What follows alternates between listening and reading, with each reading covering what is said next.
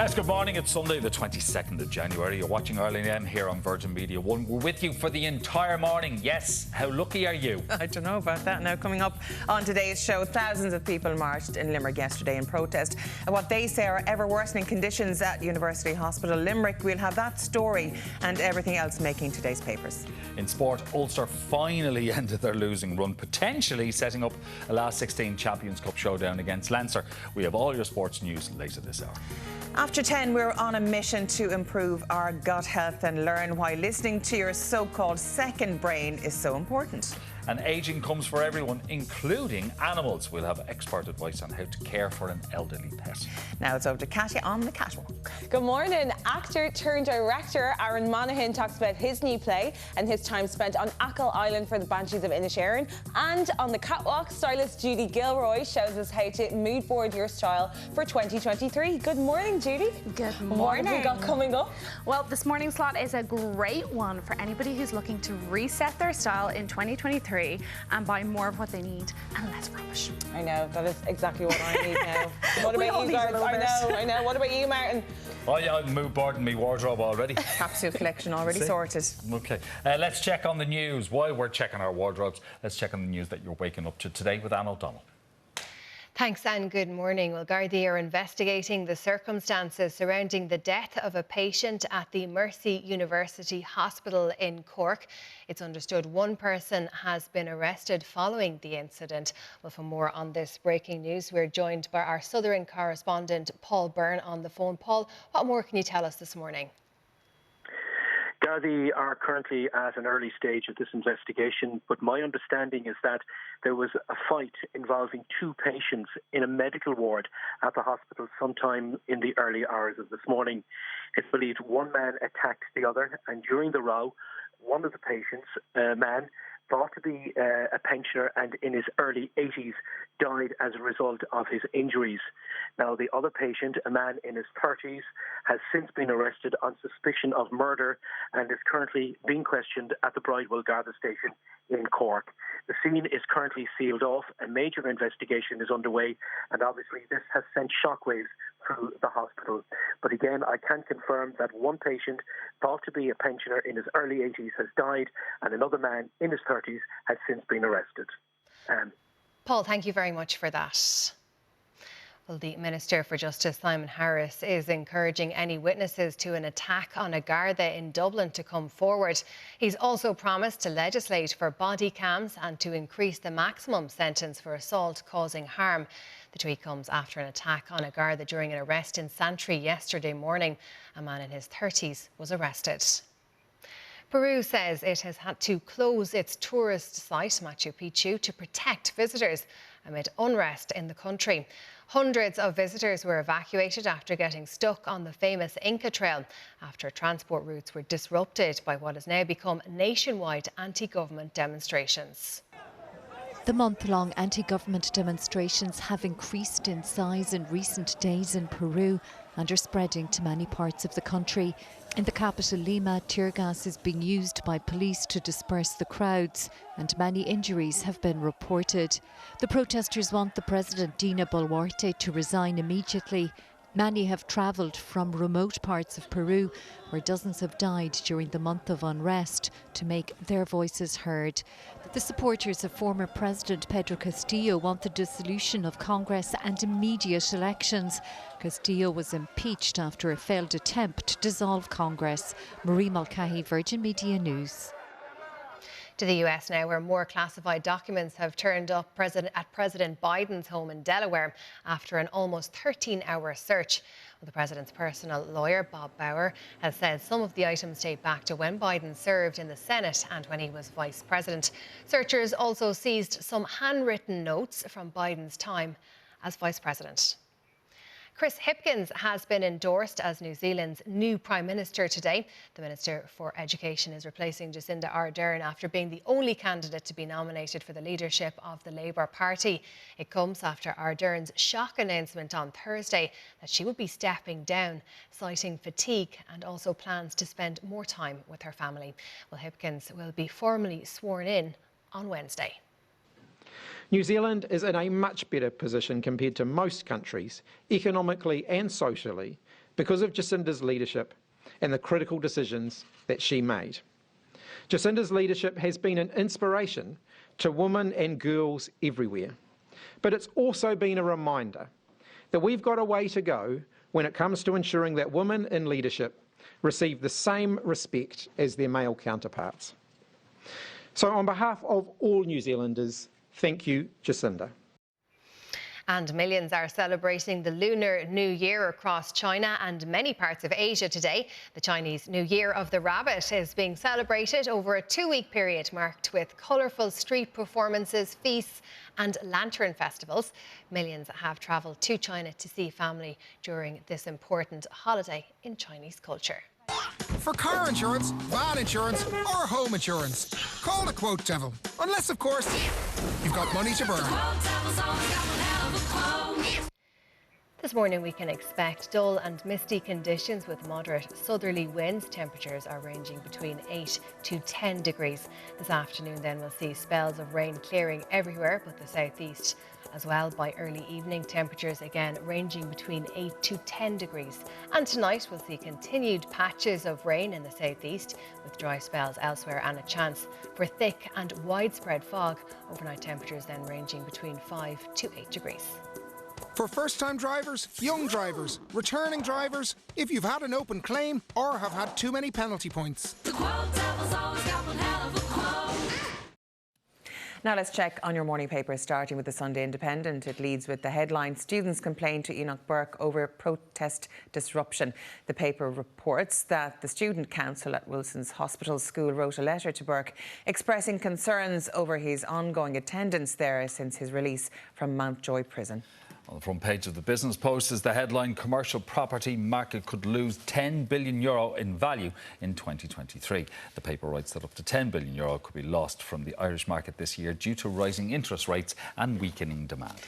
Moving on to the tabloids now, and the Irish Mail on Sunday opens on the headline, Coalition plans to buy election with giveaways. The paper writes that the stage is set for an early general election in autumn next year following a giveaway budget to buy voter support. The Irish Sun on Sunday leads with child killer parole fear.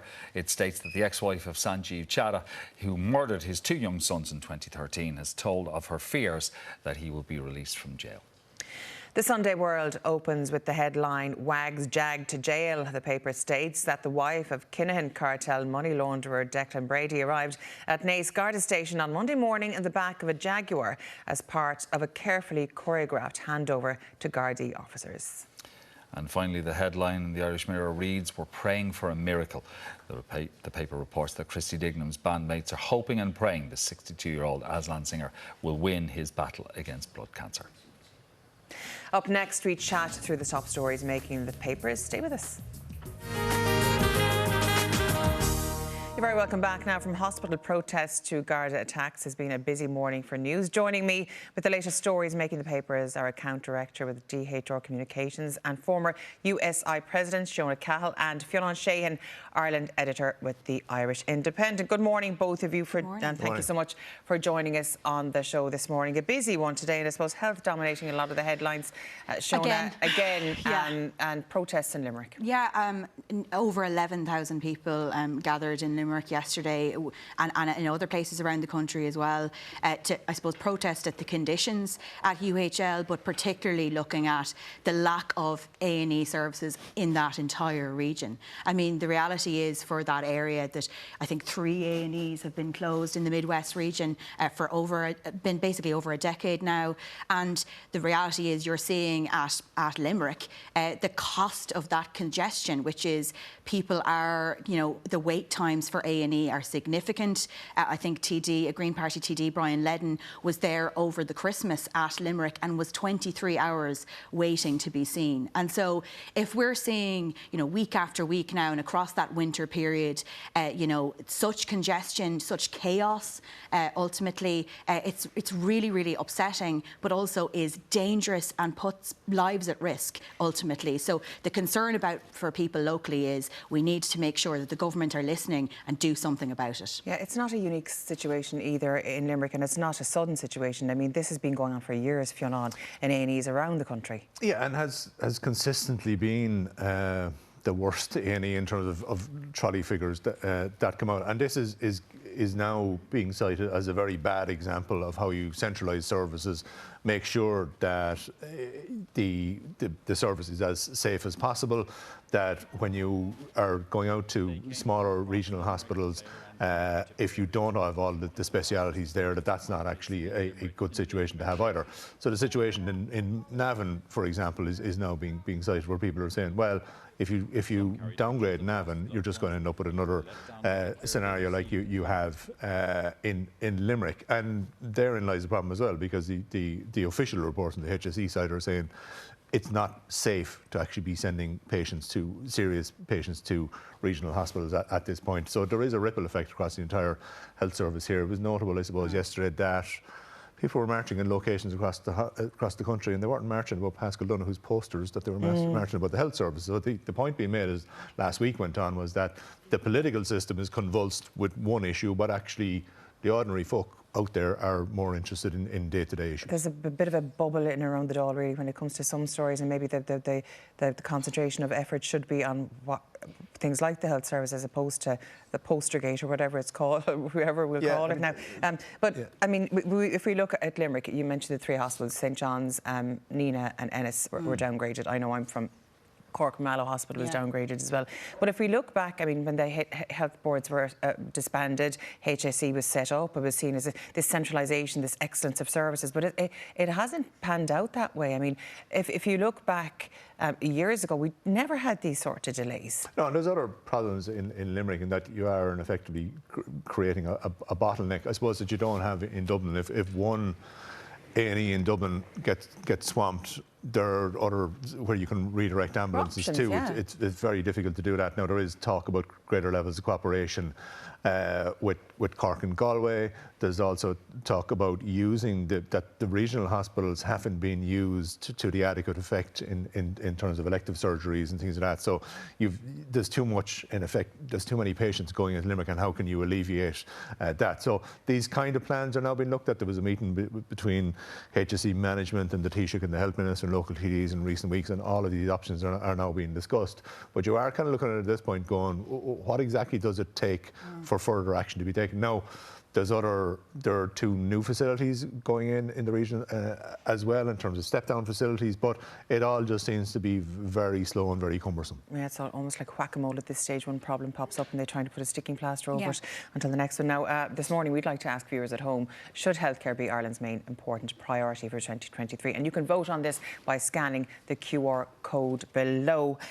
Moving on to another story, Sienna, dominating everything really for the past while, the housing situation, and a lovely story in the Independent today, coming from County Kildare. Thrilling story if you're looking to buy a house. Really, it's not cliched at all. To fill us in on that. Yeah, so I suppose the whole query about this is that Kildare County Council are basically leasing homes to the tune of about 150 for social and affordable housing, particularly for social housing. And the reason why this is in the news is because the government and the Housing Minister, Darragh O'Brien, has actively said that they want to phase this kind of practice out, this idea of county councils having to lease off massive investment funds in order to deliver housing supply and social housing stock into the market. And like the issue here, of course, is no more than we're just talking about health. The next big H on everybody's lips is housing, and the reality is that it feels like it's always playing catch up at a local level and at a national level, trying to introduce enough housing stock into the market to alleviate things like rents, to alleviate and allow people to purchase houses for their families and for themselves. But the practice that we're looking at with Kildare, this idea of a county council having to lease for big money, houses off one of these big investment companies who were allowed to purchase that many houses for rent in the first place, is part of the problem. Yeah, allowed is the operative word there, really, isn't it? And if we've got major businessmen like Dennis Desmond saying this practice is an absolute waste of money, why are they still doing it? And I mean, in 25 years' time, Fionn, they just go back after paying all that money for the 25-year lease. Go on, you can have it back investment. You never actually own the asset, and the question mark is the value for money?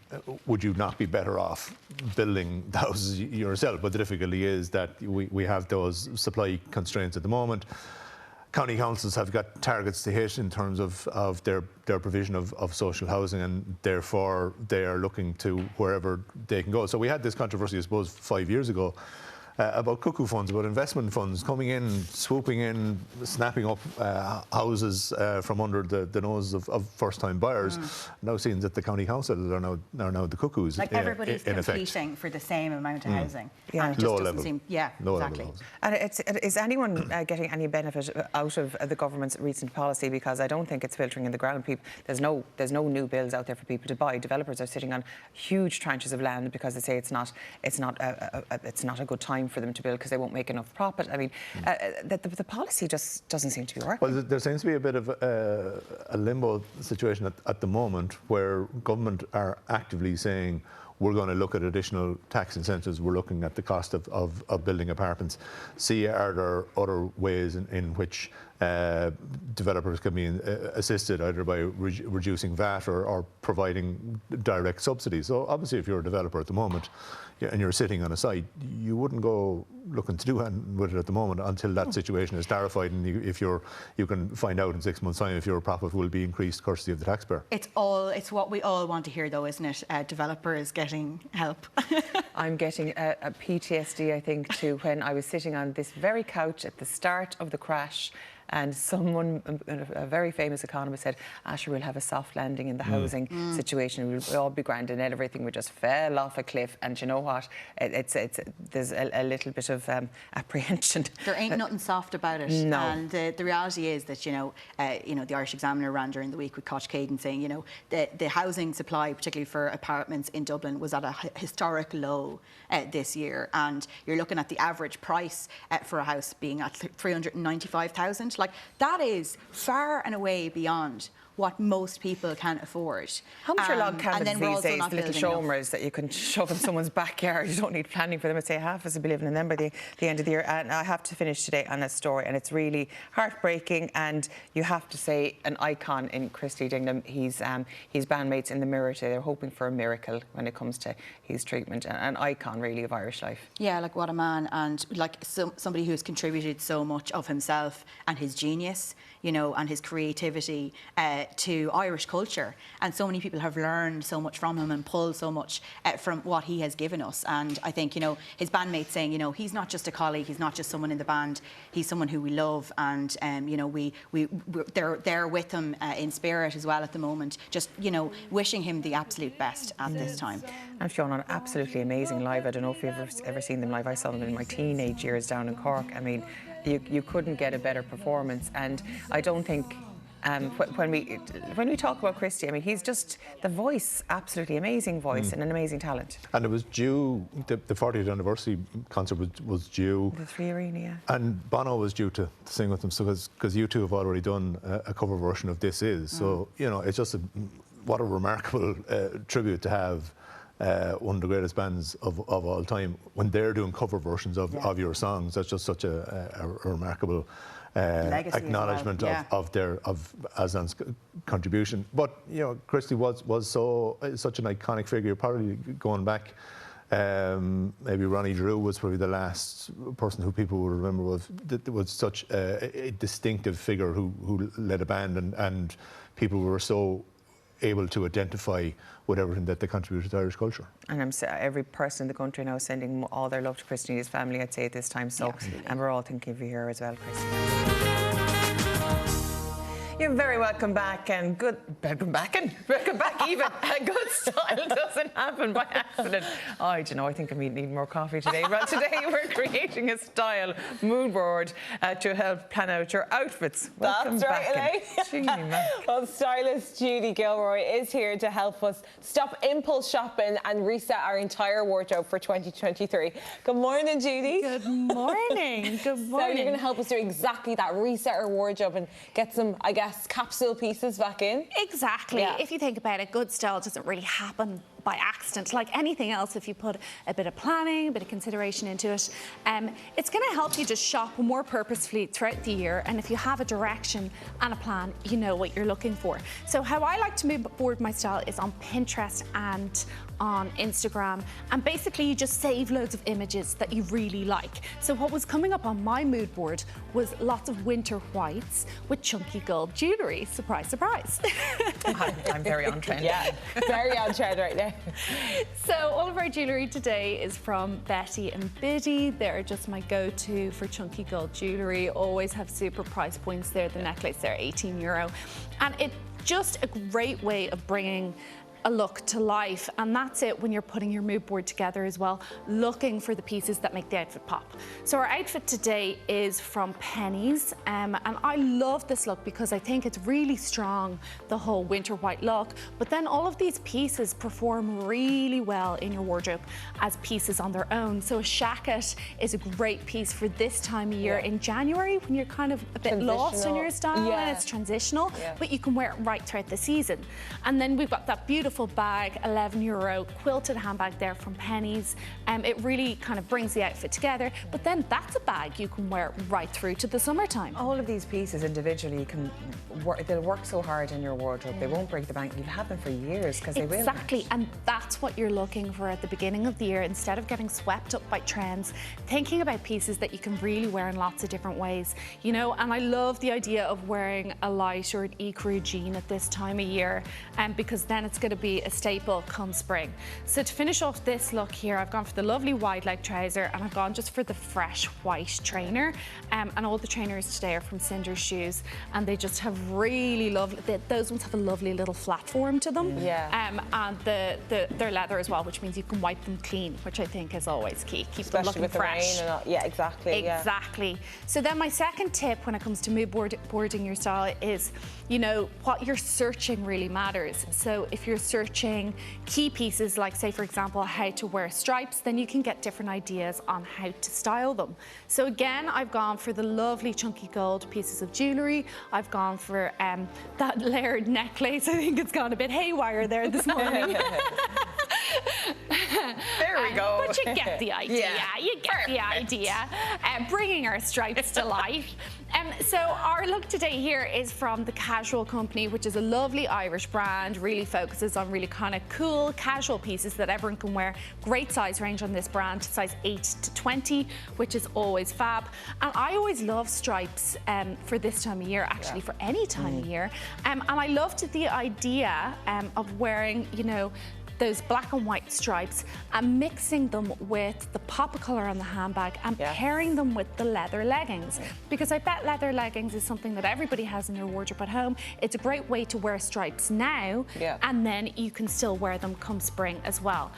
So our jumper there is €36 from Casual Company. Same with our leggings. These are super comfortable. 20 quid as well. A great buy if you don't have a pair already. And then with the time of year that's in, it's sticking with like those January vibes, because it's still winter. It's still cold. I've gone for a lovely boot there from Cinder's, and they're $99.95.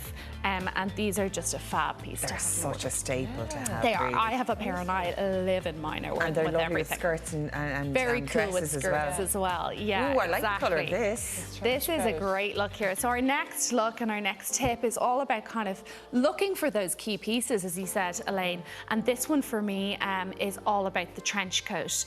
So for this one, this is actually my favourite pair of earrings from Betty and Biddy. I wear these all the time. I have them too.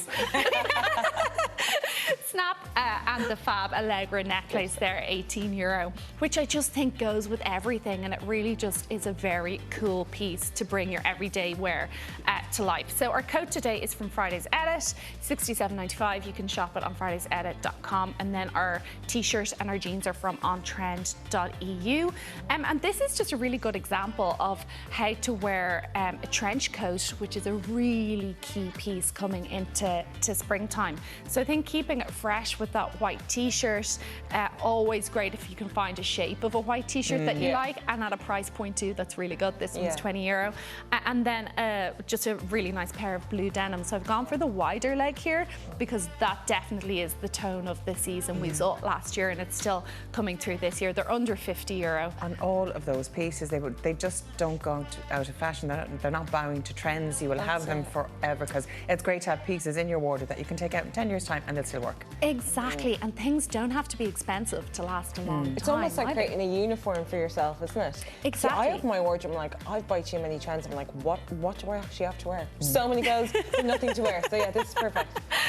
So then to polish up the look there, I've gone for a lovely little rainbow trainer, and they're from cinders.ie. Absolutely gorgeous. Well, you've outdone yourself now for those 3 looks. We'll see you again later on in the show. Prefer it too. Well, still to come, we meet the expert on a mission to help people find a healthier and happier gut. Plus, our vet expert has advice on taking care of our beloved ageing pets. Stay with us. We're back after this short break.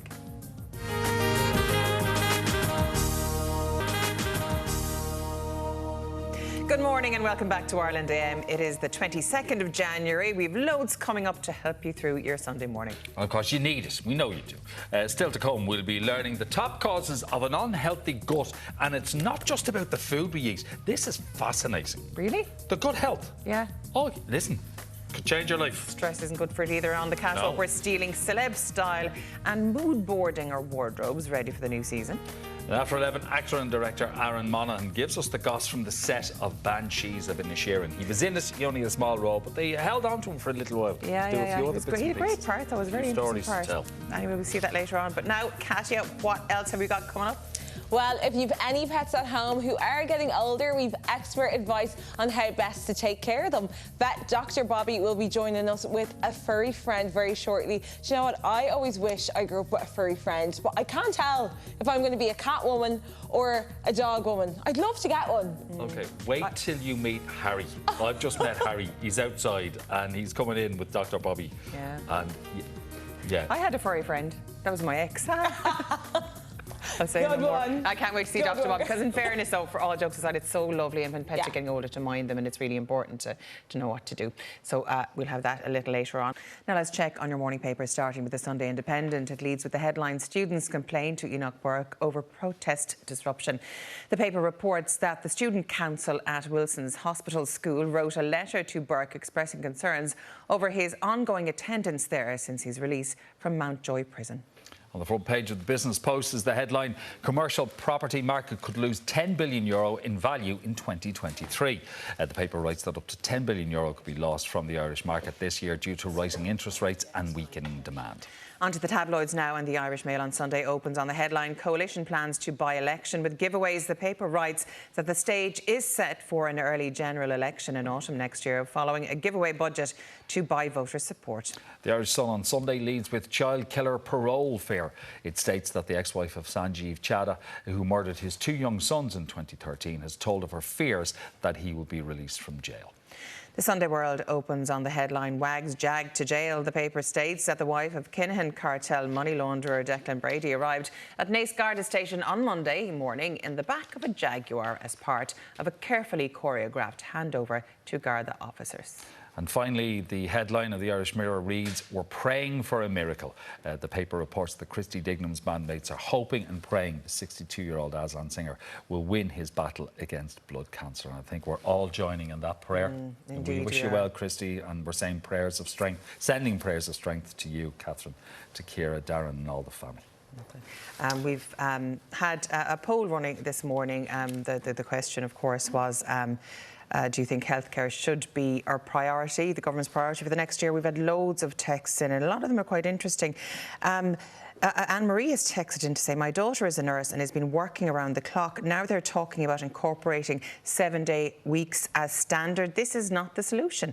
No, absolutely not. Nicola here says, there is understandably a lot of anger, but some of it being directed in the wrong places. It's not on the hospitals, it's a lack of government support. How are people not getting that? Yeah, healthcare is absolutely a top priority, but housing and refugee policies also need to be addressed urgently, says Sarah. The government needs to overhaul overhaul their approach to all three. And Joan goes on to say, my husband injured his leg but is refusing to go to a hospital because he knows he'll be waiting in A&E for Lord knows how long and doesn't think it would be worth it. It's just crazy. The amount of people who are falling ill, say, on a Friday or a Saturday and saying, I'm waiting until Monday or Tuesday before I head towards a hospital. Yeah, it's mad. Just avoid it. It's mad unless they have a knock onto the private GP appointments and everything. It's just absolutely nuts. Okay. It is. It's scary, it's frustrating, and it's making an awful lot of people angry. I know. Well, to kind of sweeten the sour news, I guess, I did find something interesting online about Gen Z going sour over sweet tea snacks. Right. So maybe they're avoiding the hospital, who knows? But a new study suggests that dunking a biscuit in a cup of tea might be a thing of the past. What? Yeah, so market researchers have found that it's like more common for over 55s to enjoy a cup of tea with a biscuit, but now 16 to 24-year-olds are more likely to go for a granola bar or like a protein ball or more savoury snacks now. So, yeah, it's kind of like a core Irish thing to always have a bit of a biscuit. Yeah, or a hobnob or something. It could be a thing of the past now. I still love a biscuit. Yeah, would you be a Tina biscuit fella? I would be, yeah, but I don't know if I wouldn't be a mad dunker. The only thing I would dunk into tea, ginger nuts. Oh, no. Ginger nuts. Can I? No. Ginger nuts in. Yeah, and how long do you dunk for? Because if you wait too long, the About biscuit falls off. 2.5 seconds. And then Because you still want to crunch, but like, will I gross you out? Sometimes I dunk my biscuits into milk. Oh, no, that's fine. That's okay. That's That fine. won't gross us out. Yeah. Did you see her face when I said ginger nuts? Yeah. It's Okay. No, not for you. Yeah, no, I'm not a fan of the meat. Are you a dunker? Or do you just bite, sip, bite, sip? I wouldn't be a mad biscuit consumer. I'd be more of a flapjack person. Oh, so okay. you're with the Gen Zers. You're a Gen Z Can you not tell I'm not 24? I'm between the ages of 16 But and the other thing is, 24. I do wonder how many of those Gen Zers actually drink tea. Or, well, I suppose they're more coffee drinkers than tea drinkers. Now, they say they love their tea, but they won't have sugar in their tea. Right. But I don't have sugar. Irish in my tea, people drink tea. Is it? Yeah, but hang on. I've My had 5 nephew cups of tea a drinks day. more tea. He is 9, and I swear to God, he drinks about 25 cups of tea a day. He sits down, he has the ritual, he'll cross his legs, sit down, and have the cup of Like tea. he pays taxes. You know you do. He's like a little old man. There he is, his cup of tea. Morning, noon and night, he's sucking tea. OK, well, that's fair enough. Well, look, we'd love to know. Are you digestive hobnob, ginger nut or rich tea? Is that what goes into And your tea? do you dunk? What's your dunking etiquette? Do you dunk? Or do you dunk chocolate in your tea? No. No. It melts off. It makes your chocolate all tea or tea all Lewis chocolate. Capaldi, he's not dunking chocolate into his tea, but he is giving out. Now, Lewis is worth an awful lot of money. Like 10 million plus, you know, as a singer-songwriter. He's made a few bob, but he takes issue with the skyrocketing price of a Cadbury's Freddo bar. He's not happy. He says this was in the Mail that Capaldi is fuming over the fact that his favourite chocolate bar has almost tripled in price over the years. He's recorded as saying there's a cost of... Now, this is Lewis Capaldi, who is a very funny guy. There's a cost of living crisis. Remember when Freddos were only 10 pence? Bloody Tories. Literally. They can't believe the Tories over here, though, can they? He's got a point. Well, Freddos used to be 15 cent. Yeah. 40 cent. 40 cent now. Yeah, and what's worse, they've made them smaller. Yeah. They know what they're doing. They now weigh, apparently they weigh 12 grams when they used to weigh a little bit more than that in the past. You got more for your 10 cent, now you're getting an awful lot less for your 40 cent. I'm telling you. They're shrinking. The things that bother us, lads, the things that bother us. They bother you as well. You know how to get in touch with us if you want to. Up next, why listening to our gut is so important. Stay with us. Welcome back. Everyone knows the saying, listen to your gut, and for good reason. Our gut is our body's second brain. Wow, didn't know that. Well, here to tell us why we should be paying attention to our gut health is pharmacist Oonagh O'Hagan. Good morning. Thanks for joining us, Good morning. Oonagh. How are you guys? Now, I mentioned that gut health is something I started hearing a lot about on social media. It's become more popular for health experts and nutritionists to talk about the importance of it. So I suppose we'll start with why is it so important and why should we be paying more attention to our gut health? Yeah, well, I think first and foremost, everybody knows that your gut is important for digestion, for breaking down food that we take into our body, releasing the energy from food so that you feel more energetic and you get the nutrients from your food into your diet or into your body. So most people will know that. It really improves your digestion, it controls your bowel motions, so, you know, stops constipation or diarrhea, but actually it's so much more than that. So we know now that your gut health is linked to your immune health. 70% of our immune system is actually in our gut. It's really important for your mental health. There's a correlation between your gut health and your mental health. So people who have a very unhealthy gut might suffer from anxiety or low mood, depression and the likes. But also it's linked to your skin health and even also to inflammation in your body. So people who have a lot of inflammatory conditions actually tend to have poor digestive health as well.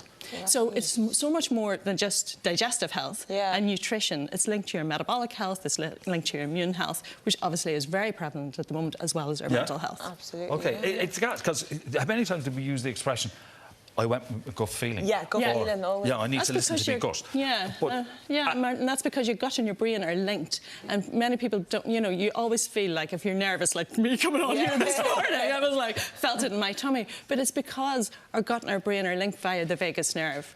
So your gut has its own enteric nervous system, which is completely linked to your brain. And it's a two-way street. So very often when you feel things in your brain, you feel it first in your gut. And vice versa, actually. Your gut as well sends neurochemicals to your brain. It's like the M50. There's things going up and down all of the time. OK, so you're saying that the gut and the brain are either ends of the M50? Exactly. OK, we'll go with that. Like that. There's a clear road to both. But it's all linked back to one thing, and that is your microbiome. This ecosystem of bacteria, fungi, protozoa, and, you know, that live in our gut. And you often think, bacteria bad, and you think, okay, I don't want bacteria in my system, but actually there are more bacteria in us than there are cells in our human body. Right. There's more bacteria in us than there are stars in the Milky Way. Wow. Right? So they're tiny, they're microscopic. In there? Yeah, in there. In the Milky Way? In there. And I'm not talking about chocolate Milky Way, the Milky Way. Stars in the sky. It's simply because you can't see them, you see, people kind of don't know about this. But actually, if you add them all up and were to hold them in your hand, they weigh more than the human brain. Okay. So actually, they're really, really, really important. We need to look after them. Scientists are now treating them as a separate organ themselves. I call them like our internal pharmacy, because they actually pump out loads of chemicals that are critical to our health. And they create vitamins as well, don't they? They create your B vitamins, which you need for energy. They create your vitamin K, so they make proteins that make vitamin K, which is really important for your blood clotting and for your bone health. They create short-chain fatty acids, so they feed off the fibres that we eat and create short-chain fatty acids, butyrate, propionate, acetate, and these are all really vital for controlling inflammation in our body and so many other factors. They actually make 95% of our serotonin. Serotonin is our happy hormone. You know, it's a thing that stabilises our mood, improves our mood and reduces anxiety. So we need to look after these little bacteria. They're really, really good for us, and they control infections in our body as well. OK, so how do we know? Like, our gut, you say, is like the second brain. Yes. So what are the symptoms? How does our gut tell us that we are unhealthy? OK, well, after certain foods, you might bloat. You might have cramping, you might have pains, you might have reflux. If you're constipated constantly, or if you have loose bowels, or if you're always picking up infections, you know. Wow. So if your immune system is not what it should be, the first place you should look is at your gut, because 70% of our immune system is in our gut. If you have low mood, or if you seem to be like having a good diet, but you actually still are always exhausted, that's a good sign that your gut is not working effectively. So if we're eating right, but yet falling asleep in front of the telly, the gut's saying hello. Well, I always found, like, if growing up, if I was ever on antibiotics, then you come off feeling a bit poorly, and that's because antibiotics kill the good and the bad bacteria, right? Your antibiotics are life-saving medications. They're fantastic. I'm a pharmacist, and you know, we see so many benefits. But antibiotics cannot distinguish between good bacteria and bad bacteria. So you might be taking it for a chest infection, it's killing that bacteria that's causing the chest infection, but it wipes out so many of your good bacteria in your gut as well. So you've got to restore these. Back up, the whole thing about your microbiome is you need to increase these number of bacteria. There's so many diversity here. There's so many species here. So you need to increase them and you need to feed them in order for them to grow and flourish. And all these different subsets of bacteria that we have in us, we have trillions of them. And scientists don't even know what half of them do, believe it or not, but we're finding out more about them. But they prefer different fibres and different polyphenols. So fibres are, you know, these undigestible materials that we take in our diet. And 9 out of 10 of us are not eating enough fibre. So we need to eat more fibre to feed them so that they can grow. More polyphenols. Polyphenols are the things that give your food the colour, you know, so all the different colours. That's why we talk in Mars all about eating the rainbow. Lots of different colours on your plate because that's lots of different polyphenols. Some bacteria prefer, you know, blueberries and others prefer broccoli, you know, so you need to have lots of colour. And then the other major thing is taking, you know, a food supplement that will restore these bacteria. Well, my favourite is absolutely Simprove. It's amazing because it's a water-based food supplement that has a mixture of different bacteria in it that can bypass your stomach, because the first place that any food or any, I suppose, probiotic hits is your stomach, and your stomach is an organ that produces acid to break down your food, but also to protect us. And very often what actually happens is when you take something in say a live organism that has a probiotic in it, your stomach will produce acid that will kill it. So what you're trying to do is actually take a supplement that will bypass the stomach and get the bacteria to your large intestine, because that's where they need to get to in order to do their work. That's where your microbiome is, in your large intestine. So you'd recommend, like, just for everyone at home, how to improve their gut health daily, just taking a probiotic. Something like Simprove is amazing. Eating more fermented foods as well, because they contain live organisms. And then the key thing is looking at your diet, having lots of different plant-based foods in your diet, lots of different colour, because those have the polyphenols to fill them. And to cut down, the big thing is cut down on processed foods, because processed foods contain, you know, if you take out sugar out of something, something else is put in, an additive is put in there instead. If you take out fat out of something, low fat, something else is put in. All these artificial stabilisers, emulsifiers, preservatives, sweeteners all play havoc with your microbiome. So, you know, that knocks it out. So what you're trying to do is to restore it. So it's about eating healthy, eating fermented foods, taking a good food supplement, cutting down on your processed foods, and then I would say lastly, give your gut a rest. So somewhere between 12 and ideally 14 hours between eating, so that your microbiome can be restored. You're involved in an event called Go With Your Gut. I am, with Claire McKenna, and she is bringing together a collection of people who really care about gut health, because it's not just about your diet, it's actually about sleep, exercise, stress, controlling stress as well. So she has a collection of people coming along on the 1st of February to the Morrison Hotel to talk about the impact of gut health and what it means to our body, because it's not just about our nutrition, it's actually about controlling inflammation, and it's about improving your mental health as well. So if you're interested, come along, Mark. All right. Oonagh will be there too. I will. Good to talk to you. Great. Likewise, good to talk to you as well. A reminder that Go With Your Gut is taking place, as Oonagh said, 1st of February at the Morrison Hotel in Dublin. Information and tickets for the event can be found on eventbrite.ie. If you do have any concerns about your health, always seek advice from a medical professional and visit your GP. Up next, how to look after our pets as they get older. Stay with us. Welcome back. Now, do you have a pet at home who's heading into their elder years? Well, understanding when pets are approaching their senior years can help pet parents better provide their furry friends with the appropriate care they need. Vet Dr Bobby Ortiz joins us now with advice to ensure your pet has a happy and healthy senior life, and he's brought along a little furry friend. Who do we have here, Dr Bobby? This is Henry. Henry. Henry is a rescue from My Lovely Horse Rescue, and obviously you can see he's got a bit of extra equipment with him today. Tell us his story. What happened to him? So unfortunately, quite a few years back, we think that Henry is about 8 to 10 years old. Obviously, we're not sure, but he got into a big fight, and he was at the brunt of it with a few other dogs. And the vets at the time, in order to try to save him, they ended up having to amputate one of his limbs. Yeah. And in the process of that, they still weren't able to save the other limb. So he is paralyzed in the front, but he is fully handy-capable with his amazing contraption that my lovely horse was able to make for him. This is an ab roller. This is what yes. A little wondrous piece of engineering. I won't be using it myself, but I think he's doing great with it.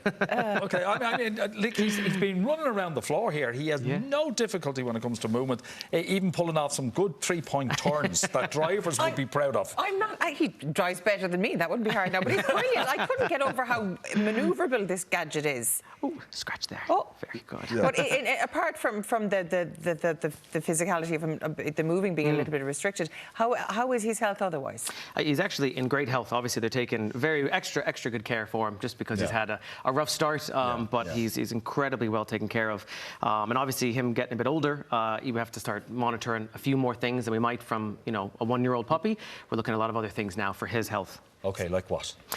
So one of the big things we want to watch out for, we were kind of chatting earlier, is heart health. As dogs get a bit older, they can start to show cardiac changes, murmurs and things like that can show up. But one of the biggest things that I see most of the time with older dogs would be arthritis. And usually that's secondary to obesity. So it's unfortunately quite well known that nearly 80% of all pets that we keep are overweight, significantly overweight.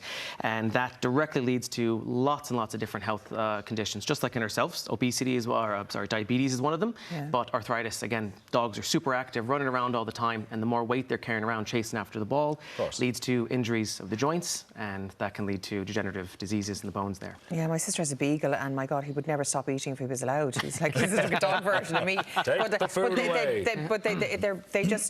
There's no hunger switch for them, I don't think. So you have to be so careful. And if they're begging all the time, and you feel really mean, I feel really mean if I don't give them anything. But it's like you have to for their health, because it's really, really bad for them. Yeah, as long as they're getting, especially as they're getting older, nutrition is one of the options that we need to look at to manage the weight gain or trying to help them lose weight.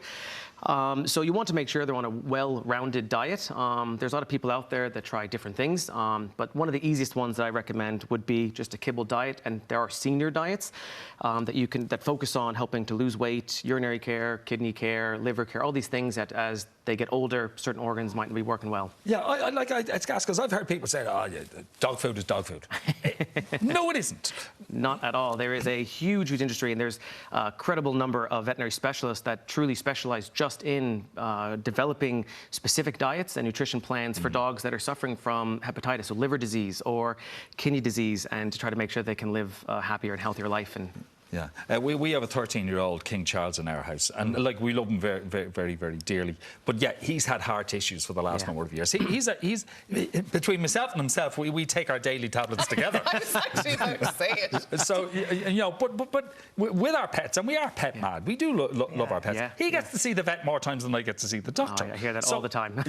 So how often should we be bringing, especially if we have senior pets in our house? Yeah, the bare minimum, obviously, if we have a pet that is suffering from an ongoing chronic disease or progressive disease, they're going to be going much more frequently, maybe once a month. But if we generally have, like Henry, a relatively healthy pup that's getting older, at least every 6 months, and usually at those checkups be recommended besides the physical exam by the vet, but might be urinalysis to check the kidney values, and also blood work, again, as we kind of said, to look at the underlying possible diseases that might show up that we can't see from the outside. And the biggest thing would be, as they're getting older, to catch those early so that we can try to prevent them or treat them before they really start to show really bad clinical signs there, and then we're reacting rather than preventing. Surgery is going to be a last resort, really, when it comes to the treatment of pets. How dangerous is it for them to go under? Yeah, that's actually a great question that gets brought up a lot. And I think a lot of vets, we're kind of changing the idea of age being a disease, right? So age, everyone, like all animals are going to get older. Age itself really shouldn't be a disease, because there's lots of things that we can do to make sure that a dog or a pet would be safe to go through an anesthetic procedure or surgery. So like blood work, x-rays, ultrasounds, to make sure that they can handle that. There is an increased risk, obviously, as we get older, but I do think that there's a lot more information out there that they can still safely go through procedures when necessary. How should we be looking after them post-surgery? Post-surgery, yeah, obviously they're going to, just like ourselves, as we get older, you know, the recovery is going to take a little bit longer. Bit obviously, of convalescence. Yeah, absolutely. You know, a young puppy that might break his toe or something, it's going to be bouncing up, you know, within a day, versus it's going to take them a bit longer. So lots more cushier beds and just a lot more care. Okay. What are the things that we should be looking out for in an older pet? Are there physical signs that something mightn't be wrong? If you had to kind of say just a few simple things to be mindful of. Yeah, one of the things that we see sometimes, signs of pain, slowing down, maybe loss of appetite, weight loss sometimes, not just weight gain, but an older pet that might start to lose some weight. And if they lose their appetite, is significant as well. Yeah, absolutely. That can be an indication of a lot of different things going on. Maybe they're getting sick a bit more, going to the toilet a bit differently as well. Even breathing patterns, you know, that would be a really important one there for dogs that suffer from heart disease or pulmonary disease. If you hear them panting more often and stuff like that, so that'd be definitely a way to contact your vet. Yeah, well we noticed with our fella, like Junior he's going to be 14 in May. Junior? Yeah. Yeah. Well, we had a Charlie, you see, and then we lost Charlie, and then he came along and the kids wanted to call him. She said, no, he's a different dog. He needs a different name. So he just got that name. Is that he's unsure when it comes to jumping up on things or particularly jumping off things to get back to whether it's off a sofa or off a bed or whatever. Yeah, and definitely that would be the big indication that arthritis is just, you know, normal joint disease as they're getting older, and that's definitely something that probably the most common thing that we see in older pups would be arthritis. And there's lots of things that we have that's medications that you start them early on that we can really mitigate that and make sure they can live a much longer and happier life. Oh, this boy has a very, he doesn't have a bed, he's got a sitting room that he calls his own. So for himself. He's a happy boy. I think he might want to stretch his legs here. Let him just I was going to say, I think, speaking of which, he's been stuck there for a while there. Go on, Henry. No, he's not moving at all now. I'm going to do my own thing when I want. No, he's very interested. But when we talk about pets and they do get a little bit older, and unfortunately sometimes, there he goes, off he goes there. Sometimes difficult decisions have to be made, and it can be utterly heartbreaking. So how do you navigate that? Yeah, I think as being a vet, it's an amazing job because I get to see people bringing puppies in when they're 1 year, you know, brand new puppies coming into their family life. And then on the flip side of that, I get to see them unfortunately having to make the tough decision to say goodbye. There's no one size fits all. Every single pet, every situation, every disease process is completely different, and really has to come down to your discussion with the vets, with your vets, and making the right decision. But some of the main things that we look at, as we kind of chatted about, is that if we're not able to control, let's say if they're in chronic pain and we're not able to control that properly, or if there is a progressive disease that, you know, is not going to improve their welfare at all, and there's nothing that we can do.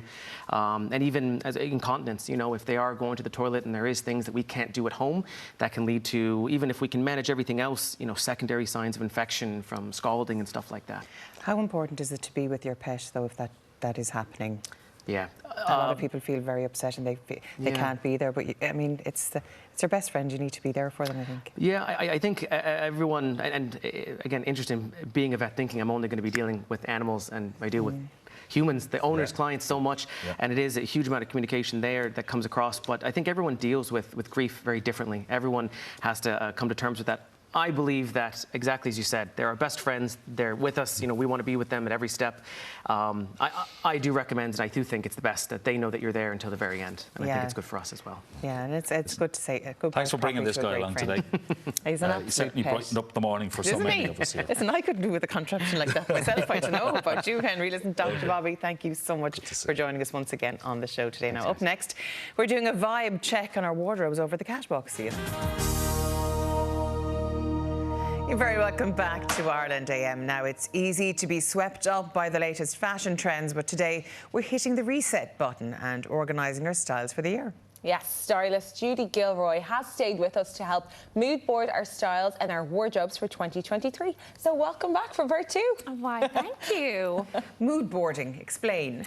So mood boarding your style is where you go onto social media, so that can be Pinterest, it can be Instagram, wherever you like, and you save images of styles that you really like. So by doing that, you're identifying a common theme within those images, and then you have this template to always refer back to for your style ideas, your key pieces, and it just, I suppose, helps you to shop more consciously, and it stops you buying things you don't really need and getting swept up in those trends. Yeah, and the colour in this is beautiful. beautiful, actually. I love So it. this is lovely, and this is actually a spring trend.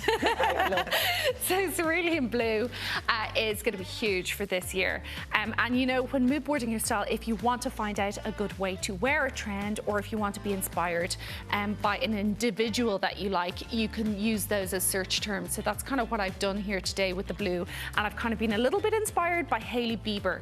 So we've gone for all those chunky pieces of gold jewellery. They were all from Betty and Biddy, which you can shop online.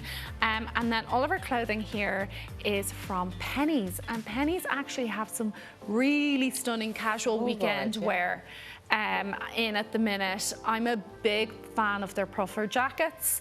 I think they really go the distance, and the price point, 20 quid in January, when I'm sure we're all very broke after Christmas. It's very welcome. It's cozy. I was saying to Lena, I actually have this puffer jacket. It's so cozy. But they last. I got a puffer jacket in Pennies 8 years ago, and I still have it. They do last. Yeah. Exactly. They're not just disposable just because they're I think we have this idea in our head that for an investment piece or for something to last a long time, it needs to be designer or expensive. That's not the case at all. If you buy well and choose well pieces you love, and that you can mix into the rest of your wardrobe, I think it's a really good way of doing it. Stonewashed denim. Oh my God, there's so a the blast 90s from the past. are back. Yeah, so we've gone for that real wide leg, stonewashed denim, and the wider leg is definitely continuing to reign this year. And then I've even gone for the kind of really funky 90s trainers as well. Retro With runners. cool colours. They're very retro. These are from Cinders, and you can shop them online, cinders.ie, 85 quid. I think they're a really lovely pair of trainers to add a bit of pop to any outfit. And a cute little bag to finish it all off. Exactly. So, you know, you don't always have to go head to toe with the colour. You could just put it in a little accessory as well. And that can be the purpose of the mood board, to be like, okay, I really like that colour. How can I mix it into the rest of my wardrobe? Yeah. This is a very chic look. It is a very chic look, and my next point is all about, you know, using your mood board to help you find your style aesthetic and seeing what suits you. So this is a really classic and elegant look, whereas the last look was very trendy and cool and funky. So I've even picked up on that vibe in the jewellery, gone for kind of slightly more daintier pieces of jewellery. Love this necklace here, again from Betty and Biddy, €21. So this look, as you said, very classic, very elegant, very chic. It's from ontrend.eu. I think, you know, I know we're all thinking about spring coming in, but a coat is still a really good buy at this time of year, because we're going to be in our coats for a really long time. January, let's be realistic. And having a neutral coat like this and the collarless style, I think, is super chic. It works particularly well over a high neck, but then come warmer weather, it would look really nice over a shirt as well. I love the neck on that polo, actually, because it's not right all the way up. Sometimes that can be just quite the right restrictive. spot. Yeah. So then for the jeans, I've gone for a lovely flared jean, which I think is kind of maybe a more elegant way of adopting that wider leg aesthetic.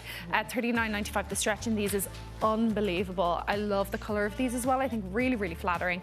And then I've gone for the ballet flat, which is... They've come back in, haven't they? Yeah. They're having a big moment. $69.95 from cinders.ie. Super comfortable. And I know there's loads of real designer versions of these, which are very expensive. So I think that these are really affordable, but good quality option as well to get that look. I think it's a really chic look. Cute, yeah, it's very chic. It's very pretty. So for our last look today, you know, navy blazer and white tee and jeans is something that you can never go wrong with. And I love the military style of this look. So again, we're getting a lovely view of our earrings there from Betty and Biddy. I've gone for a slightly less chunky gold hoop, and our pre-layered necklace there. This is one necklace rather than two. Pre-layered ones, because they all, like we saw earlier on, they always get tangled if I'm doing it. They do. It takes the hassle out of it. Yeah. It makes it very foolproof and very easy. So our clothing today is from the Casual Company, Irish company. All of their pieces are super comfortable and they wash really well as well, which is something I love about them. Blazer is under 50 quid, so really good piece, and you can wear this in lots of different ways. It's a piece that's going to work really hard for you. Our top underneath is actually a bodysuit as well, and it's long sleeve, so I think it's a really nice one to be able to have to layer in your wardrobe. And then I've teamed that with the skinny jeans. These jeans are so comfortable. €40. Super stretch in these, come in sizes 8 up to size 20. So all sizes catered for. And then just for a little bit of interest, I've added in the rose handbag, and I picked that up in Cinders. I think a crossbody bag in a neutral colour. Yeah. Again, something that you just can't go wrong with at any time of year. And a little bit of animal print in those trainers, I spot. Can't beat a little quirk on the beat. So yeah, we've gone for the animal print trainers. They're from Cinders.ie, €80.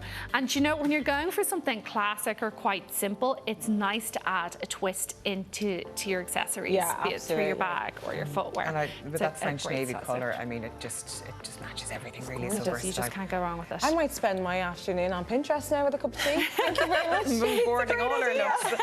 Thank you so much for that, Judy. We'll talk to you again soon. Now, still to come, actor Aaron Monaghan talks working alongside Colin Farrell and Brendan Gleeson. Plus, we preview the best of next week's telly. We're back right after this break.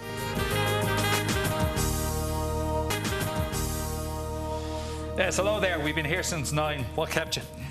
Anyway, you're watching Ireland AM on this chilly Sunday, January 22nd. So stick on the kettle. Join us for the next hour. Do you take sugar? No.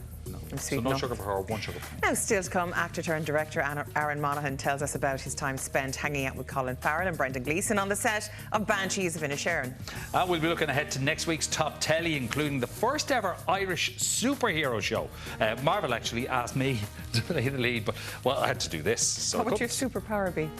Well, you know, we can think I can fly in that direction. There's a reason I can go that fast. Kasia, what are you up to over the kitchen? Really, Marvel asked you, Martin. Yeah. Well, good morning. I'm sorry. I shouldn't judge. Well, good morning. Norma Kelly is in the kitchen with me now with a tasty trick for all of your leftover Christmas treats. What are we expecting later? I see a lot of chocolate. So we're doing a chocolate brownie with the chopped up bars left over from Christmas, or any of the bars that you have lying around in the cupboard or leftover chocolate. Yeah, putting them to good use. Putting them to good use, Kasia, you know, don't like to waste them. Exactly. Well, we've that to look forward to. Now we have an interesting thing has popped up for me today that I think is quite lovely and nostalgic. Now you I don't know, were you born? You probably might have been born 25 years. Were you born 25? Yeah, Do you know? I'm 26. 26. Yeah, you were born. Yeah. So it's 25 years since Titanic was released. Yeah, 25 years since Titanic was released. How old do you feel? Wow.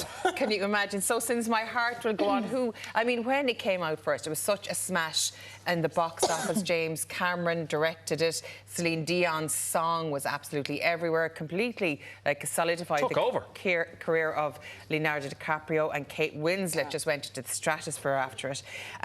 But did you know that there was other actors in consideration for the role at the time? The amount of times you hear things like this. Matthew McConaughey and Brad Pitt were considered. Did they turn it down, or did they just decide? I could see Matthew, but not Tom Cruise. No. But Leo, top tier. Yeah, Leo knocked it. Madonna, Nicole Kidman, Jodie Foster and Cameron Diaz were among the names in contention before Kate was eventually cast in the lead role there. Before Kate? Yeah, but I think Kate Winslet kind of made it her own. Amazing. Yeah, she was perfect for it. But it was so big. I'll never forget when it came out at the time, like everybody watched it. My dad never went to the cinema in his life, and he went to see it, and it was so funny. Did he get a seat in the shallow end? I don't know.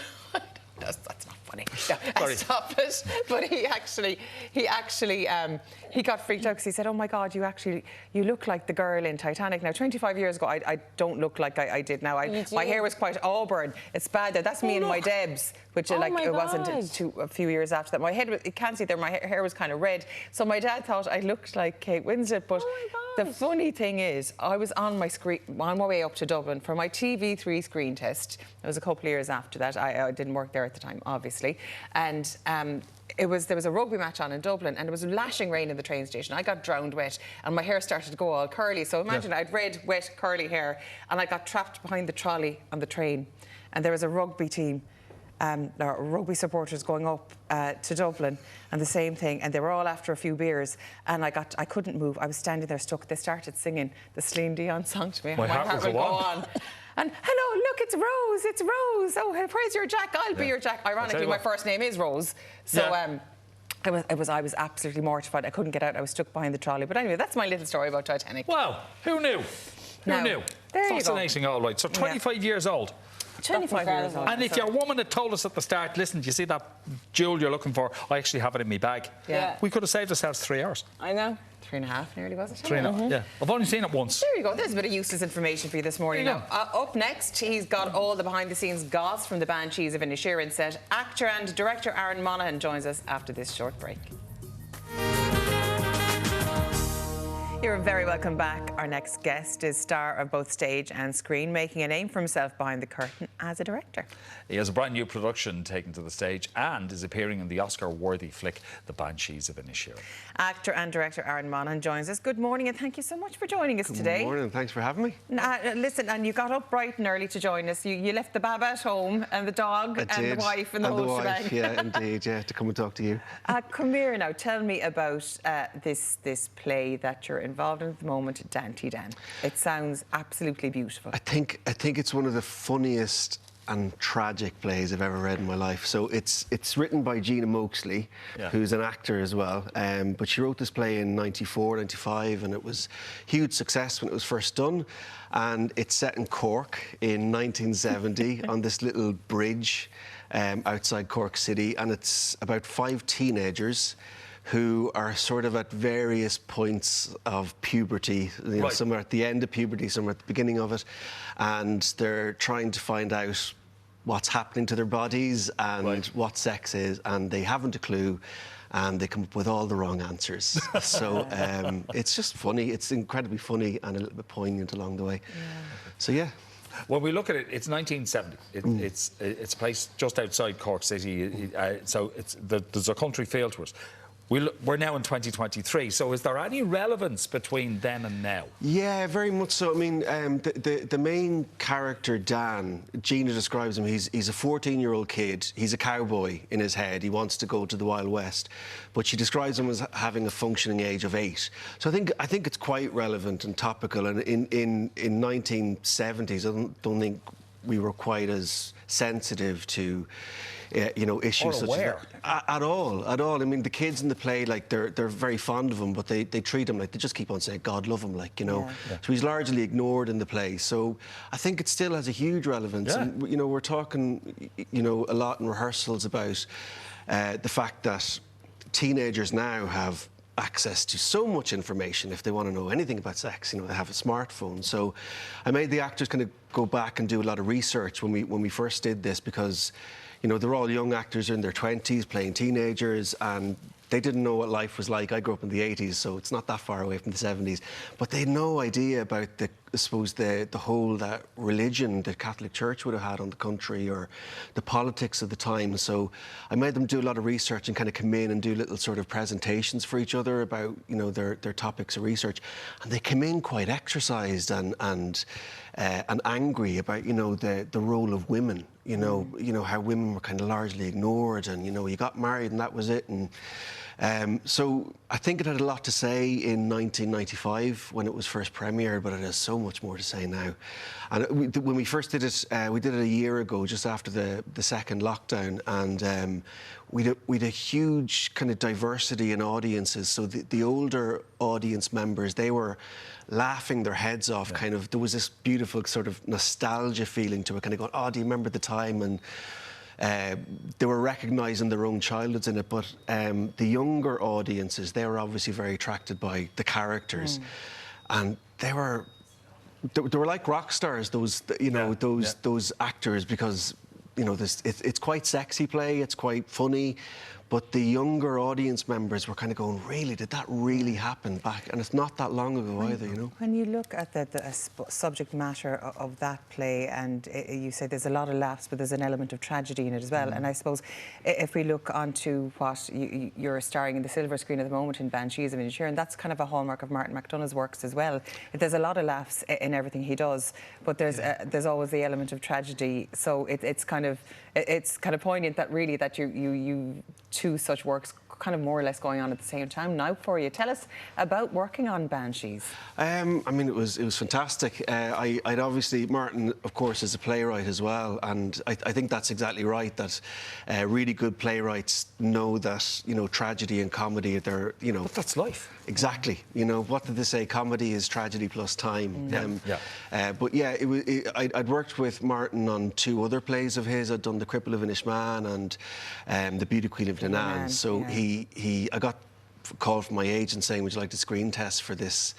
And I'm a huge fan of his films as well. Like, I loved In Bruges and I loved Seven Psychopaths. So didn't get to read the script, but I got to read the scene. And because they're very selective. I mean, they wouldn't give you the whole story. You just got what you could have. No way. But I do know, like, Martin he's so exact as a director and he's so exact as a playwright. So I knew when I got, sometimes you get an audition, you kind of go, you play with the line or something like that, but I knew to learn it exactly and say it very precisely. And so I just thought the scene was hilarious. It was the scene that ended up the bread van the bread van scene with Colin, and I kind of forgot about it then. And then a couple of weeks later, I got the call from my agent, but he included an email from Martin to say that he really liked the tape and thanks for doing it, and I got the part. He said, but he'd forgotten that he'd written a line and he kind of had cut it out, and he said, I really liked your take on it, so I'm putting that line back in. So it's the last line of the scene, so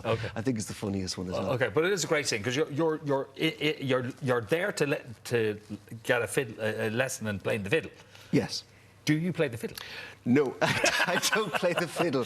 You do now. I do now, yeah. No, I'd done an opera before called The Second Violinist, and I played the second violinist. And I don't sing. I didn't even speak in that one, and I never had to learn it. So I got away with murder on that one. So with this one, I knew Martin was going to, not make it easy for me. So I had to go and get some fiddle lessons.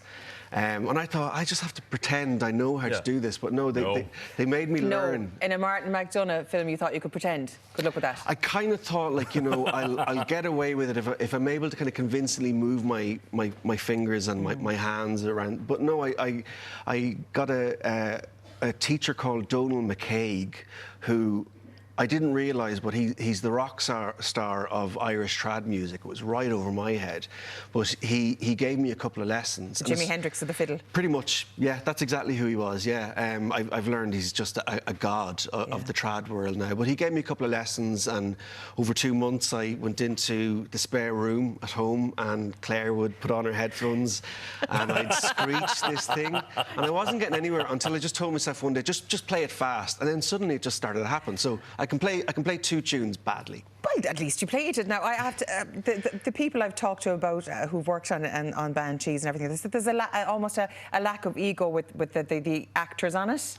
That the shared experience. It doesn't matter if you're like Colin Farrell, Brendan Gleeson, the Oscar nominees, Barry Keoghan, and yourself. You still had the same kind of hang-ups, insecurities, and everything when coming into actually playing your role and rehearsing for it. Yeah. Talk to us about that, because you read with them as well, apart from doing your own role. Yeah, like Martin, you don't change Martin's words, and he went into, he brought us into rehearsals for a week. Now, I had a tiny part, but I was there the whole week, and he asked me to kind of to read in opposite people, so... Significant. It was small, but significant in the whole narrative, really. I suppose it drives the plot on, but, compared to what Brendan and Colin were supposed to do, and Kerry as well. So I was in the room for a week watching these amazing actors, like Oscar-nominated actors, I would hope.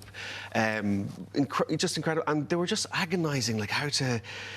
The same that we would do in a rehearsal room. I mean, they're just actors. There's no egos on that set, and it was amazing. Brendan obviously plays the fiddle as well, and we had all these musicians hanging about, and there was some young guys, and they're obviously really starstruck to be watching. We're all in a tent as well, waiting to kind of go in on set, and Brendan would like kind of whip out the fiddle and just start playing a tune. And next thing, you had these lads up and dancing and singing. That's great. It was the best crack I've ever had in my life. No egos. Like, it was a really fun gig to do. Yeah, I'd say you've no ego anyway, because of your lovely wife Claire. I'd say she puts you in check. She pulls me down to earth. You've worked with her before. Unfortunately, we're after running way out of time, so we can't even talk about yourself and Claire. And you've directed her. You'll just have to come back another day. She's writing a play for a follow-up to Charlie's Eclipto, so that'll be a fantastic one. Dante Dan is on at the moment, and good luck with it. It really sounds funny, but we will need to bring out tissues just in case. Thank you so much for joining us. Now, a reminder that Aaron's play Dante Dan is touring all around the country from the 24th of January till the 18th of February. Tickets are available from liveandread.ie. After the break, we're having chunky chocolate brownies in the kitchen, and they won't let me in. See you after the break. You're very welcome back. Now, it's come to our attention that some of you out there still have leftover selection boxes from Christmas. I don't know how that's even possible. Oh, mine were gone within a week. But anyway, here's how a sweet solution to your chocolatey woes can be solved. It's Norma Kelly from Praline Cafe in Mitchelstown. Norma. Good morning, ladies. Good morning. Who in the name of God has leftover selection boxes or anything after Christmas? Oh, Well, that's there's just still a few ridiculous. lurking in the back of my press, I'm afraid to say, unfortunately. Now, is it any chocolate that you can use with Yes, this? well, yeah, exactly. Yeah. So I'm doing a chocolate brownie, which has a nice quality cocoa powder in it. So that's nice and chocolatey. And then, you might decide to put nuts in or, other chocolate chips. But, if you've got little bars and stuff left over or even biscuits, bits of biscuits and stuff. Throw whatever in. Yeah. Exactly, yeah. Brownie's a good base for popping things in like that. Okay, so how are we starting with? So this is a really simple brownie. I'm using brown sugar. You can use white as well, but I find the brown gives it a nice flavour. 2 eggs. And I'm using some oil and vanilla essence. Now, you can use sunflower oil or vegetable oil. You can use melted butter as well if you wish, but, it's just about what's handy in the press, and you probably always have a bit of cooking oil in the press anyway. Exactly, yeah. So this is good. Whisk, mix them together. We don't need any mixer for this. So it's quite easy to do. Very easy brownie. Yeah. And again, you could put nuts in as well, or whatever. If you're putting nuts in, toast them first. It gives them a nicer flavour. Crisp. And would you be putting the nuts in at this point, like throwing just everything in now? Put in the flour first. So I'm putting in my flour, a little bit of flour, cocoa powder, and a little bit of baking powder. So I didn't even sieve this because the flour and the cocoa powder was fresh in my press. So if it's been sitting around for a while, I would sieve it because it can get lumpy sitting in the press. But if it's fresh or you've just bought it, it's fine. Like this. Brownie isn't a sponge; it's a dense cake, so you don't have to worry about lumps so much. Yeah. I'll pop them in. So how many would that amount This of would feed ingredients? 6 nice, decent brownies. Decent brownies. Yeah. And I'm using an 8-inch tin for that. Yeah. So it's actually really simple. You just crack all the ingredients together. It's a really nice, easy one. Yeah, exactly. Or if you're baking with the kids, it's an easy one as well. Yeah, that's the thing. So I have some crunchies here, fudge left over from one of the selection boxes, and a double-decker. Oh my gosh. Yep. So how far, you just literally roughly nice and chunky, roughly chopped them. So you need to feel the kind of the bite. The bite in them. Yeah. Especially for the honeycomb and the crunchy. Yeah. Give a few of those now, they'd be nice. Yeah. Do they melt a lot while they're in it, or do they keep their kind of consistency? No, they mostly keep their consistency. Yeah. Not so bad. No. And what's your opinion on... They melt a little bit, What's your opinion on bounties? Can we use bounties? Yes, we were discussing that earlier, Kasia. And I do... I love a bounty, and I think a bounty, chocolate and coconut are a great mix. I think a bit of a coconut cake would be nice. When you said bounties earlier, I said that would be a really nice one. I don't know if anyone else would agree, but I don't know why there's bounties left over after Christmas. Or the heroes and the celebrations. You'd actually have them, you could put them in whole, you wouldn't even have to chop them up. That's even better idea. There you go. Now, I'm using an 8-inch square tin. Really quick trick for lining your tin. Get your square piece of paper, your scissors, and cut in each corner just like this. Yeah. And then pop them. Lovely, yeah. Okay, that's it. In with all your brownie mix. Oh, that just looks sinful. Oh my gosh. And we're just staring, waiting for it to be out. I love the way for the last few weeks we've been doing, and this is a healthy option for January. This is your vegetarian option. Now we're doing I had considered a healthier option this morning, but you know what? At this stage in January, you need a treat as well. You only live once, for God's sake. Absolutely. Eat the chocolate, drink the wine, it's all good. There we go. Can you make that mix up beforehand, or do you have to do it fresh? No, you could leave that in the fridge overnight if you wanted to. To be honest, if you're making, you could have it made beforehand and pop it in the oven. Because it's nice to have them freshly and now, what I would say, I'd say make it the night before and leave it firm up, because you can't cut them as soon as they come out of the oven. So, like, when I take that out, that'll take about maybe 30-35 minutes in the oven. Yeah. If you leave it in for too long, it dries out and it gets hard. So to keep them, you almost think that they're still raw in the centre, but they're not. Yeah. And that's how you keep your brownies fudgy. Yeah. Is it that so take the risk and take them out. Now, it's not just a chocolate brownies, we're having a chocolate sauce as well, I believe. So I had some more chocolate left over. For lamb, lads. Yeah. So I'm going to pop this chocolate in here, really chocolate. There's 60 grams of chocolate there and 80 grams of cream. So I have this just nearly preheated, so I'm just going to give it another little blast. Boil up your cream. You actually boil it? Just bring it up to the boil. Yeah. So it's good and hot because your chocolate isn't melted. And it needs to melt inside. So yeah, so your chocolate here is chopped kind of small. Yeah, there we go. You'll hear it there. Yeah, I can hear it bubbling away. Yeah, there we go. I used to thought you melt chocolate with boiling water. It's boiling cream. Yep. So you put that's interesting. Yeah. Is it important to add the cream to the chocolate and not vice versa? Yes. I never put my chocolate on the stove because it'll burn far too easily. Really? Right. Yes, and it'll get too hot. Yeah. So pop it in like that, a little jug. And now you could use a little whisk if you had one, but I find if you have a blender at home, this is handier.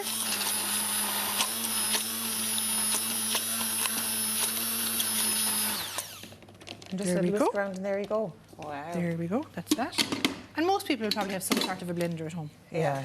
Now, will I plate one up for you, lady? Sure, you might as well. So again, I made one earlier this morning and let it sit to firm up because otherwise if it's fresh out of the oven, you know, it's very soft. And how long would you let it sit?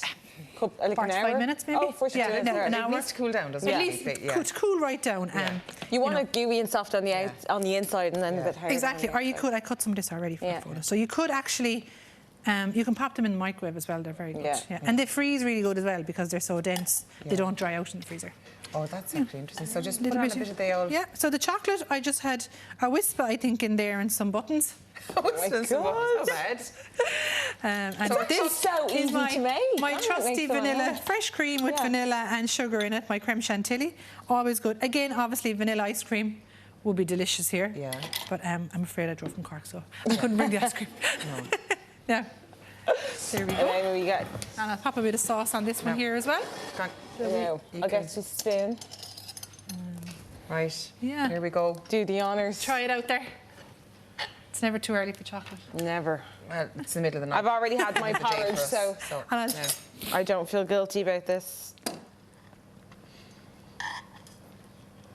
It's quite light, even though it is dense. Do you know, it's not heavy. It's lovely. Yeah, and I think with the cocoa powder as well. Wow. It helps to make it more cakey rather than really dense. Yeah. Oh my God, that tastes You do need a good rich cocoa powder if you can get one. Yeah. So if you're using a lighter cocoa powder, put a bit more cocoa powder in. Thank you, Norma. You're welcome. Enjoy. Nice little breakfast there for us. Now, full recipe details are up on our website, or you can pop onto Praline Cafe in Mitchelstown, Cork, and give Norma a big Ireland AM. Hello. Up next, Ireland's getting its very own Disney superhero. We'll have all the latest of next week's telly just in a minute. They go put two and two together. Mo, you're a vampire. What's going to happen when people start avoiding me like the plague? People do that anyway. Any chance of a bit of blood? You know. Come on, I'll only have a sip. We need a doctor. ASAP. Where's the patient? Come on out. Why? So I can stake here. If we don't nip this in the bud, then the whole city will be overrun with these blood-sucking sods. I want you to teach me how to kill vampires. Good.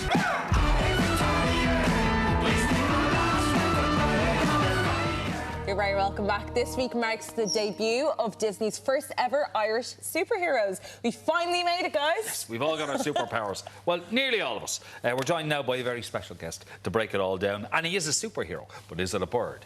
Is it a plane? No! It's Killian O'Sullivan.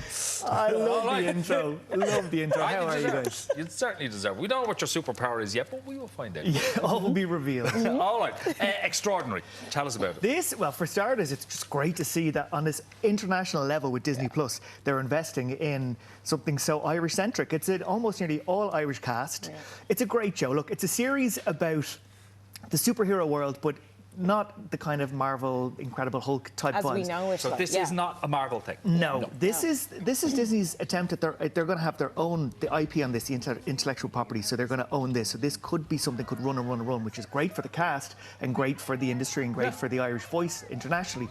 But at 18, when you turn 18, you get your superpower, whatever that might be, and then our lead turns 18 and is yet to discover what her superpower really is. Right. And from that, there is just so much to be able to pull from in terms of like the comedic side of things.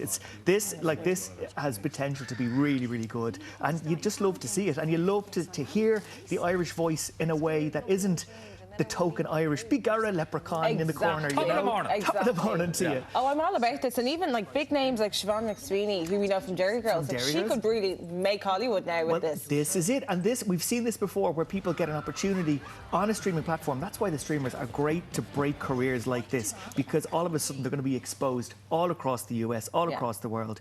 And it's going to be nothing but great for us, I think, Okay. So that's on Wednesday, Disney Plus. Disney Plus, yeah. So it's 8 episodes, and they're all going to drop this Wednesday, so you can binge it to your heart's content. Now, I remember when this was actually a thing, but now a shotgun wedding is a drama. Yeah. So this, from the outset, you're looking at this. It's Jennifer Lopez, Josh Duhamel are getting married on this destination wedding, and you think, I've seen this movie 100 times before. And then, all of a sudden, something happens. The island they're on, that is beautiful and picturesque, gets taken over by terrorists. And all of a sudden, the whole wedding party are having to fend off this attack. And look, Jennifer Coolidge is in it, and she, again, we were just saying off air, Catchy, she could literally just read the phone book and you'd watch it and laugh. She's brilliant. So this is Jennifer Lopez and Josh Duhamel, just before they're getting married. They're getting cold feet. Do they really want to do this? Do they have what it takes to really stick it out in life? They find very quickly that they have to stick it out through this adventure that they're on. And of course, in turn, they discover that they do ultimately love each other. And what I love about this is that in every scene, you'll see Jennifer Lopez there. She's being shot at, blown up, run through the forest, but she looks $1 million every time she's on frame. And it's like strategic blood, maybe strategic bit of muck, but she still looks picture perfect. Here, just placed there. It's almost like following Sandra Bullock's footsteps, like starting out with the rom-coms, but then slowly transitioning into like, I can do action. this, I can do this. That. I'm a little bit more gritty, a little bit. There's more. It kind of shows that there is more to her than just the kind of Maid in Manhattan kind of fairy tale-y sort of character that she can play. She can play something with a bit of grit and bring it on. I think it's going to be so great. This is Die Hard but at a wedding. All right, Shrinking is next, and I love the idea of this. So this Jason Segel is actually we were talking about this, Mark. He co-wrote this along with the brains behind Scrubs and Ted Lasso. So look, if we want to talk about, if this was a racehorse, you'd be putting your money on it, because this has got the pedigree to really do the business. But Jason Segel starts off as a therapist who tragically loses his wife, and then he's kind of dealing through grief, but he's still taking his patients. And in that, he kind of gets to a breaking point where he decides to change his tact and treat his patients with what he's calling tough love. And it's one of these things where it's, do you ever wish you could probably say to somebody exactly what you want to say, but you can't? And he just flips out, and then all of a sudden he's just saying everything you wish you could say, but you can't because you're meant to be a medical health professional. And he sees that actually, in some instances, it's benefiting some of his clients.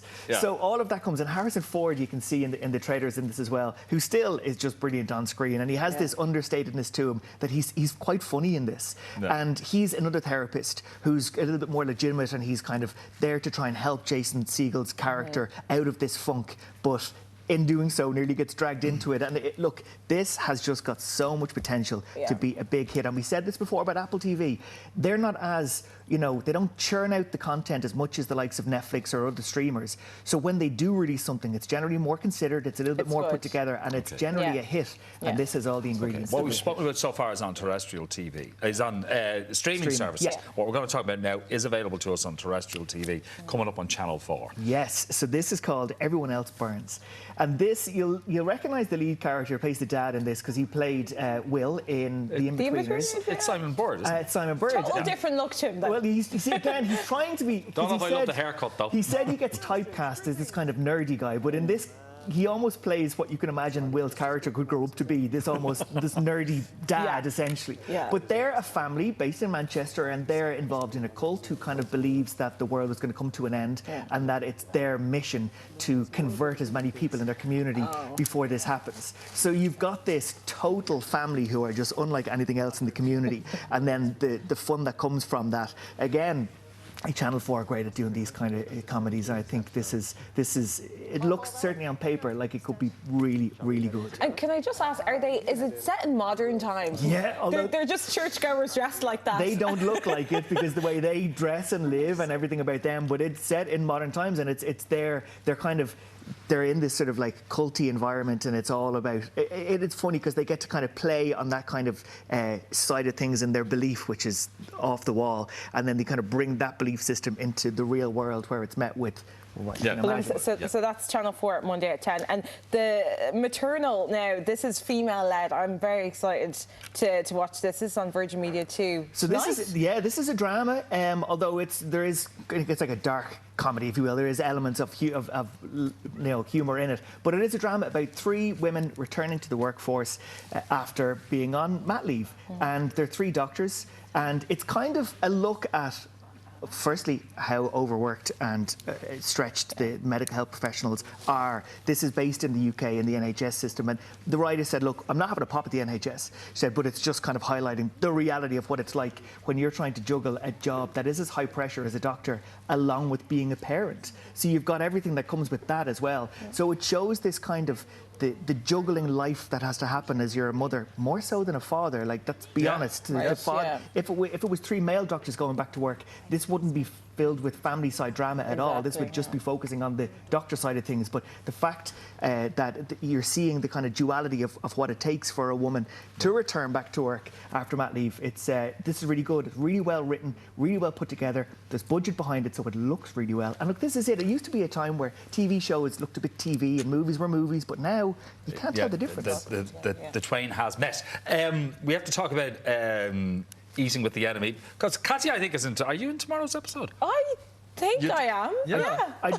This is, again, one of these shows that I love the concept of it, because it's putting 2 people with really opposing opinions in front of each other over the course of a meal, so you can't just get up and walk off. You have to sit there, and there's something disarming about eating, and I kind of feel like I'm speaking on your behalf because you've actually done this, Katya, but there's something disarming about eating that you can't, you can't escape, you can't run away. You're kind of both invested in this thing, and over the course of the meal, 2 people with very opposing opinions have to try and convince one or the other to sway. And Tomorrow night, Virgin Media 2, right after Love Island at 10:05. So just leave Virgin Media 2 on, you can enjoy it. Enjoy them. Thanks, Killian. Thanks, Killian. Earlier we baked up some brilliant brownies in the kitchen. Here's how we did it.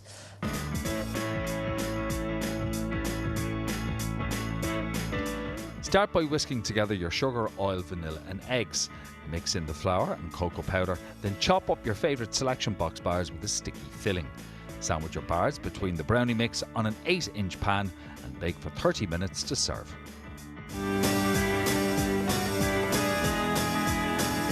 And they were delicious. Coming up tomorrow, we'll be chatting to Eating with the Enemy behavioural expert Richard Hogan. She's been in everything from Moonboy to Bridget and Eamon. Norma Sheehan chats talking to the stage for her one-woman show, Shirley Valentine. And from New York to Dublin, the permanent jewellery trend has reached our shores. Yes, we'll be finding out all about the latest TikTok craze. Tommy Murren and Alan are back from 7 a.m. tomorrow. Before we go, we've been asking you to get in touch with us, asking the question, hospital overcrowding, should healthcare be Ireland's most important priority for 2023? No surprise to hear that the result is a resounding 98% yes. Ahead of the housing crisis and all other things, cash crisis, health. Now, we have a lot of texts in as well, and about that, Vera says it's a sad reflection on our country that people are afraid to go to hospital. It's very sad. Yeah, that's incredibly sad. Joe says it takes 2 weeks to get an appointment with my GP. At this point, I'll either be recovered or far worse. All right. Well, look, on that cheery note, enjoy the rest of your Sunday. See you next week. Bye. Bye-bye.